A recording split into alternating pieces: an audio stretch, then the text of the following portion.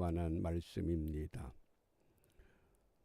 왜 이 요한계시록을 복으로 읽어야 되느냐? 성경 전체의 메시지가 한마디로 말하면 구약은 오실 메시아, 신약은 오신 메시아. 그래서 예수를 믿는 자에게는 복이 회복된다고 하는 것, 그것이 성경 전체의 큰 흐름이라고 이해하시면 됩니다. 그러면 성경에서 최초의 복을 어떻게 말씀하셨는가? 창세기 1장 28절입니다.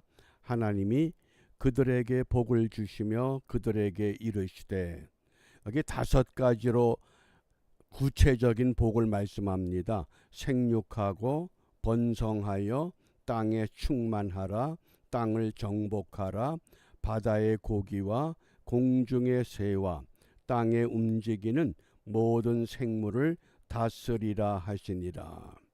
하나님이 사람을 하나님의 형상대로 지으시고 복을 누리며 살도록 에덴 동산에 사람을 두셨습니다. 그들을 통해서 생육, 번성, 충만, 정복, 다스림의 복을 말씀합니다. 그런데 이 복을 계속 누려야 될 텐데 누리지 못하는 사건이 에덴 동산에서 나타났습니다. 그 결과 하나님께서 이 복을 막으셨습니다. 어떤 복을 막으셨느냐? 창세기 3장 22절입니다. 여호와 하나님이 가라사대 보라, 이 사람이 선악을 아는 일에 우리 중 하나같이 되었으니 그가 손을 들어 생명나무 실과도 따먹고 영생할까 하노라. 우리가 어떤 복을 받았느냐? 에덴 동산에서 복은 영생하는 복이었습니다. 그래서 선악을 알게 하는 나무의 열매는 따먹지 말라. 그것은 영생하는 길을 선택하느냐 선택하지 못하느냐 최초의 율법으로 주신 하나님의 계명이었습니다. 그런데 그 계명을 거역함으로 말미암아 그 다음에 동산 중앙에 있는 생명나무 실과, 그게 그 열매를 먹으면 영생의 복을 누리게 됩니다. 율법을 어기고 명령을 어기고 영생하게 되면 이 세상은 온갖 죄악의 소굴이 되고 맙니다. 그러므로 하나님께서 그 사람들을 에덴 동산에서 추방하십니다. 이렇게 추방된 그 후손들 가운데 우리가 믿음의 조상이라고 하는 아브라함, 그 아브라함이 복의 조상이 됐습니다. 믿음의 조상은 복의 조상이 됐다는 것을 우리에게 말씀하는데 그 증거가 창세기 21장 33절입니다. 아브라함은 부엘세바에 에셀나무를 심생하시는 하나님 여호와의 이름을 불렀다. 이게 아브라함이 복의 근원이 된 겁니다. 뭐 생육하고 번성하고 충만하고 정복하고 다스리고 하늘의 별과 바다의 모래보다 그런 것이 아니라 영생이라고 하는 가장 중요한 그것을 아브라함이 믿음을 통해서 회복한 겁니다. 그래서 그 영생의 복을 시편 133편 3절에서 헐몬의 이슬이 시온의 산들에 내림 같도다. 거기서 여호와께서 복을 명하셨나니 곧 영생이로다. 그래서 구약의 복이 영생으로 결론을 맺습니다. 누굴 통해서? 장차 오실 메시아를 통해서 이 복이 약속이 됐습니다. 그런데 구약이 어떻게 막을 내립니까? 복으로 막을 내리는 것이 아니라 구약의 마지막 말씀이 말라기 4장 6절입니다. 그가 아비의 마음을 자녀에게로 돌이키게 하고 자녀들의 마음을 그들의 아비에게로 돌이키게 하리라. 돌이키지 아니하면 두렵건대 내가 와서 저주로 그 땅을 칠까 하노라. 복이 저주로 바뀝니다. 무엇하지 않으면, 돌이키지 않으면. 이게 슈브라는 단어는 회개를 의미합니다. 죄를 지어서 에덴 동산에서 쫓겨났기 때문에 아브라함이라고 하는 믿음의 조상이 영생하는 하나님의 이름을 불러 영생의 길을 우리에게 보여주셨기 까닭에 아브라함처럼 복을 얻기 위해서는 우리가 돌이켜야 된다. 그 저주라고 하는. 그래서 구약이 복으로 시작해서 어떻게 막을 내렸습니까? 저주로 막을 내렸습니다. 그런데 신약은 어떻게 시작이 됩니까? 예수님께서 공생애를 시작하시면서 8가지 복을 말씀하셨습니다. 복으로 시작한 겁니다. 왜? 구약에서 저주가 된 것을 복으로 회복을 시켜야 하시기 때문에. 그러면 구체적으로 어떻게 돌이켜야 되느냐? 심령이 가난한 자에게는 천국으로, 애통하는 자는 위로, 온유한 자는 땅을 기업으로, 의에 줄이고 목마른 자는 배부름으로, 긍휼히 여기는 자는 긍휼히 여김으로, 마음이 청결한 자는 하나님을 볼 것이고 화평케 하는 자는 하나님의 아들이라 일컬음을 받고, 의를 위하여 핍박을 받은 자는 천국이 저희 것이다. 결국 뭡니까? 영생은 천국으로 들어가서 영원토록 영생의 삶을 누리는 것, 그게 복이라는 겁니다. 그러니까 구약이 복으로 시작해서 믿음의 조상을 통해서 복을 받는 길을 열어 놓으셨습니다. 본을 보여주었습니다. 그럼에도 불구하고 구약은 저주로 막을 내렸기 까닭에 예수님께서는 다시 이 복을 어떻게 회복시키느냐. 우리가 천국을 향해서 가야 되는데 그 천국으로 가는 그 길, 그러니까 공생애의 시작이 복으로 시작해서 그 다음에 성경의 마지막 책 요한계시록도 복으로 막을 내리는 겁니다. 이해가 되셔요? 성경은, 구약은 장차 오실 메시아, 신약은 오신 메시아, 그 메시아를 통해서 무엇을 회복해 주신다? 복을 회복해 주신다. 그 복의 핵심은 영생이라고 하는 것. 그래서 7가지의 복이 말씀을 읽고 듣고 지키는 자, 주 안에서 죽은 자, 자기의 옷을 지키는 자, 어린 양의 혼인잔치에 초대된 자, 첫 부활에 참여하는 자, 하나님의 말씀을 지키는 자, 그리고 오늘 이제 7번째 두루마기를 빠는 자. 이게 결론입니다. 그러면서 요한계시록의 마지막은 어떻게 마무리가 됩니까? 주 예수의 은혜. 이 은혜는 뭐예요? 영생의 은혜가 모든 사람에게 있기를 원하는 겁니다. 왜? 하나님이 아담과 하와를 통해서 복을 명하셨습니다. 복을 누리지 못하고 쫓겨났기 때문에 어떻게 복을 누릴 수 있느냐? 아브라함과 같은 믿음으로. 그래서 구약의 저주로 끝난 이 메시지가 메시아, 오신 메시아를 통해서 우리가 천국에 들어가는 복을 어떻게 누릴 것이냐? 그리고 그 은혜, 그런 영생의 은혜가 모든 사람에게 있기를 원하는 것. 우리 교회만, 우리 교단만, 나만, 그것이 아니라 오늘도 하나님은 이 땅의 모든 하나님의 형상대로 지음받은 사람들이 그 은혜, 영생의 은혜를 누리기를 원하신다고 하는 메시지, 그것이 복에 대한 이해입니다. 그러므로 우리가 성경을 어떻게 읽어야 되느냐? 다양한 방법이 있겠지만은 복의 개념으로 읽으면 틀림이 없습니다. 이제 오늘 이 구체적인 것을 좀 살펴봅니다.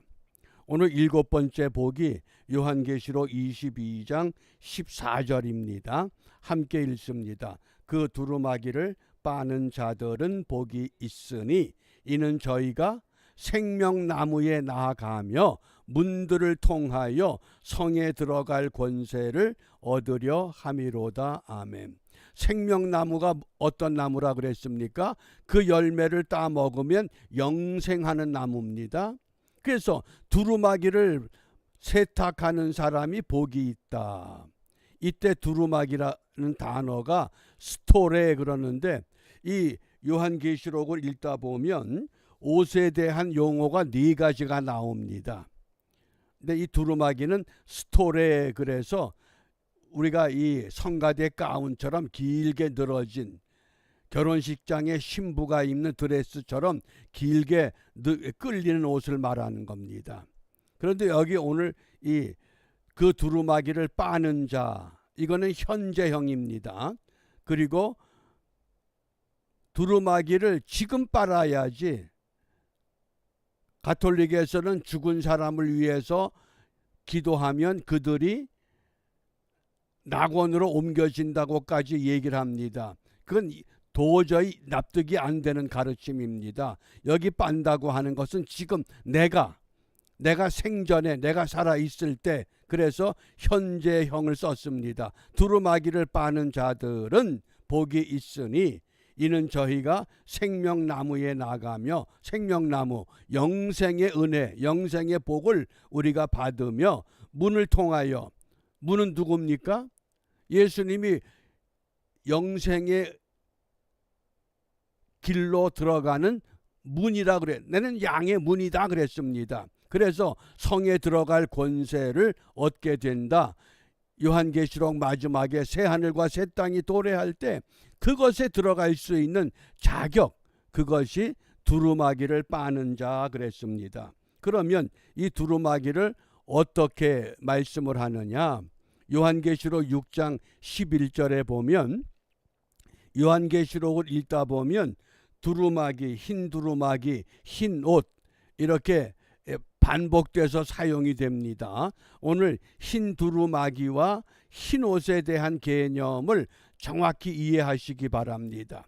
헬라어 성경에서는 흰 두루마기나 흰 옷은 똑같은 단어입니다. 헬라어 단어는. 그런데 우리 성경으로 번역할 때 어떤 곳에서는 흰 두루마기, 어떤 곳에서는 흰 옷으로 번역을 합니다. 먼저 요한계시록 6장 11절에 보면 각각 저희에게 흰 두루마기를 주시며, 여기 흰 두루마기를 주신다. 5번째 인을 뗄 때에 나타나는 현상입니다. 첫 번째 인을 뗄 때는 흰 말이 활을 갖고 등장합니다. 두 번째 인을 뗄 때는 붉은 말이 큰 칼, 전쟁이라고 그랬죠. 세 번째 인을 뗄 때는 검은 말이 저울, 이건 기근. 네 번째 청황색 말, 사망. 우리가 이제 앞으로 계속 읽기 때문에 이 개념들을 잘 이해해 주시기 바랍니다. 그리고 5번째 인을 뗄 때에는 흰 두루마기를 주신다. 흰 두루마기는 뭐냐? 순교한 사람들에게 주는 상급의 옷을 말합니다. 흰 두루마기. 그래서 스토레 류코스 그러는데 이제 또 설명이 됩니다. 흰 두루마기를 주신다. 그 죽임을 당한, 순교당한 영혼들이 막 외칩니다. 예? 언제까지 이러한 재앙, 이러한 고통, 이러한 아픔을 계속 우리에게 두시렵니까? 그때에 예수님께서 그 수가 차야 된다. 그래서 그 수가 14만 4천이라고 하는 상징적인 수가 우리에게 소개가 됩니다. 그리고 이제 흰 옷입니다. 자, 이 요한계시록 7장 9절인데 8장에서는 6째 인과 7째 인 사이의 사파가 7장입니다. 8장에서 인을 또 한 번 떼시게 되는데 7장에 어떤 일이 전개가 되느냐? 이 일 후에 내가 보니 각 나라와 족속과 백성과 방언에서 아무라도 능히 셀 수 없는 큰 무리가 흰옷을 입고, 이때 흰옷도 이 흰 두루마기와 같은 단어입니다. 스토레 류코스. 그래서 흰 두루마기는 누가 입는다 그랬어요? 순교자들이. 흰옷은 누가 입어요? 어린 양의 혼인잔치에 참여할 수 있는 성도들, 신부로 단장한 그리스도인들의 옷도 흰옷, 똑같은 옷입니다. 스토레 류코스. 그래서 흰 두루마기나 흰옷은 같은 의미를 갖고 있습니다. 그러나 순교자들에게는 흰 두루마기라고 번역을 했고, 그 다음에 신부되는 그리스도인들, 그 그리스도인들이 흰 옷을 입는데 그 흰 옷은 어떻게 입을 수 있느냐 하는 겁니다. 흰 옷을 입을 수 있는 준비가 됐습니까? 성경은 분명하게 요한계시록에서 흰 옷을 입을 수 있는 자격을 이렇게 말씀합니다. 요한계시록 3장 5절입니다. 우리 함께 읽습니다. 이기는 자는 이와 같이 흰 옷을 입을 것이요 내가 그 이름을 생명책에서 반드시 흐리지 아니하고 그 이름을 내 아버지 앞과 그 천사들 앞에서 시인하리라. 어떤 사람이 흰 옷을 입느냐? 흰 두루마기는 예수 이름으로 핍박을 받고 죽임을 당한 순교자들에게 주시는 흰 두루마기. 그런데 흰 옷은 뭐냐? 흰 옷이라고 하는 것은 이기는 사람들. 어떤 사람들? 예수 이름으로 세상에서 죄악과 싸워서 이기는 사람들. 그래서 요한계시록의 핵심이 2장과 3장 7교회를 통해서 반드시 이겨야 된다. 그게 요한계시록의 강력한 메시지입니다. 이기면 흰옷을 주시겠다. 그 흰옷을 입는 사람들. 그래서 이때 흰옷이라고 하는 것은 스토레가 아니라 히마티온이라는 단어를 씁니다. 옷의 종류가 달라진 겁니다. 흰옷을 입는데 그 흰옷은 어떠한 자들에게 주시느냐? 7장 13절에 보면 장로 중에 하나가 응답하여 내게 이르되 이 흰옷 입은 자들이 누구며 또 어디서 왔느냐? 흰 두루마기는 순교한 사람들에게 준 옷이 분명해졌는데 스토레 류코스. 그런데 흰옷 입은 사람들은 누구냐? 이때 흰옷이 흰 두루마기와 똑같은 단어를 또 썼습니다. 이게 참 재미납니다. 요한계시록을 읽다 보면. 그래서 흰 두루마기나 흰 옷, 그것이 어떤 자들이냐? 누가 흰 옷을 입을 수 있습니까? 이기는 사람들. 그래서 이기는 자들에게 교회를 향해서 권면하는 것은 성령이 교회들에게 말씀을 하는데 무엇을 말씀하느냐? 너희들이 반드시 예수 이름으로 이겨야 된다. 그걸 강조한 겁니다. 이기는 자들에게 흰 옷. 근데 그 흰 옷을 오늘 22장 14절에서 두루마기를 빠는 자들이라고 말씀을 하는데, 그러면 두루마기를 빤다고 하는 것, 그것은 무엇을 의미하느냐? 7장 14절입니다. 이게 중요한 포인트입니다. 두루마기를 어떻게 세탁하느냐? 7장 14절 함께 읽습니다. 내가 가로되 내 주여 당신이 알리이다 하니 그가 나더러 이르되 이는 큰 환난에서 나오는 자들인데, 어떤 환난인지 모르지만은 사람마다 다를 수 있지만은 큰 환난에서 나오는 사람들인데 어린 양의 피에 그 옷을 씻어 희게 하였다. 한번 상상해 보시기 바랍니다. 사람이 피를 많이 흘리게 되면 그 옷이 피에 전부 젖어버립니다. 그러면 옷이 하얘집니까? 시뻘개져야 됩니까? 근데 오늘 이 말씀을 보면 어린 양의 피에 그 옷을 씻어 희게 했다. 무엇을 의미합니까? 예수의 피로 죄 사함을 받았다, 그 뜻입니다. 그러니까 예수 믿고 죄 사함을 받는데 그때가 언제냐? 이건 부정과거입니다. 내가 예수를 믿고 예수를 주로 고백하던 그때. 근데 그걸 언제 해야 되느냐? 지금 해야 된다는 겁니다. 죽은 다음엔 될 수 없다는 겁니다. 죽은 자들을 위해서 천도하고, 죽은 자들을 위해서 예물을 바치고, 죽은 자들을 위해서 공을 쌓으면 죽은 사람이 천국으로 옮겨가는 것, 그건 어불성설입니다. 어린 양의 피에 그 옷을 씻어 이미 예수님께서 십자가에 못 박히셨을 때에 테텔레스타이 다 이루었다. 이제 완전히 속죄의 길을 완성하셨습니다. 그래서 그 예수님을 믿으면 우리가 두루마기를 이 어린 양의 피로 깨끗이 빨아서 흰 옷을 입습니다. 순교자들에게는 이미 흰 두루마기를 주셨습니다. 이제 우리는 흰 옷을 받아야 됩니다. 그 흰 옷이 그러면 우리가 어떤 것을 의미하느냐? 자, 요한계시록 19장 8절입니다. 그에게 허락하사 빛나고 깨끗한 세마포. 이때 세마포는 부시노스라는 단어를 사용하는데 옷이 네 가지 종류가 있다 그랬습니다.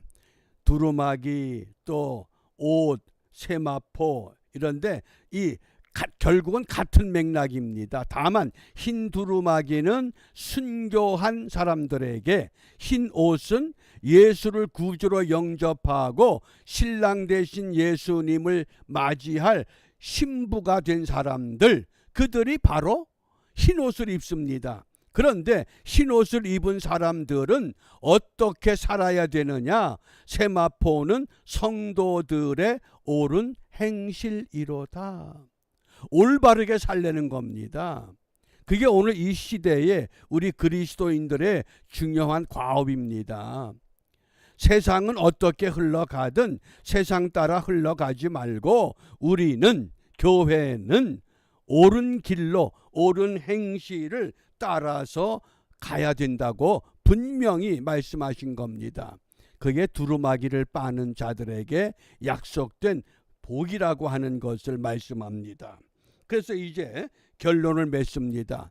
우리가 이와 같은 이 복의 은혜를 그러면 앞으로 어떻게 우리의 삶에 적용하고 우리가 어떠한 삶을 선택해야 하느냐? 자, 갈라디아서 5장 4절입니다. 율법 안에서 의롭다 함을 얻으려 하는 너희는 그리스도에게서 끊어지고 은혜에서 떨어진 자다. 율법을 가지고 바리새인들처럼 서기관들처럼 율법을 강조하면 그것은 결국은 예수에게서 끊어지고 영생의 은혜에서 끊어지고 은혜에서 떨어진다. 영생을 얻지 못한다. 영생의 복락이 없다. 그 뜻입니다. 그러므로 율법을 우리가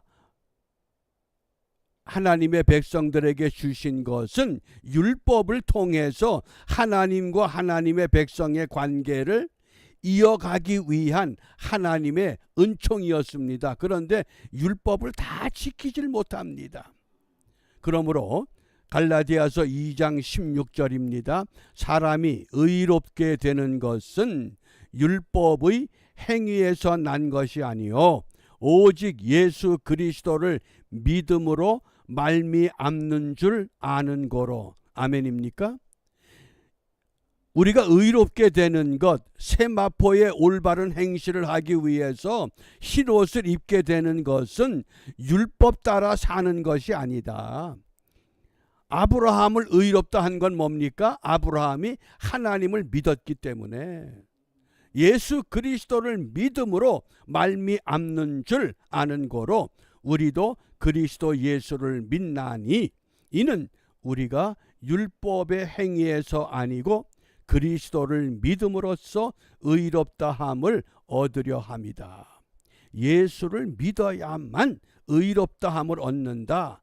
다만 율법의 행위로서는 의롭다 함을 얻을 육체가 있다 없다? 없다는 겁니다.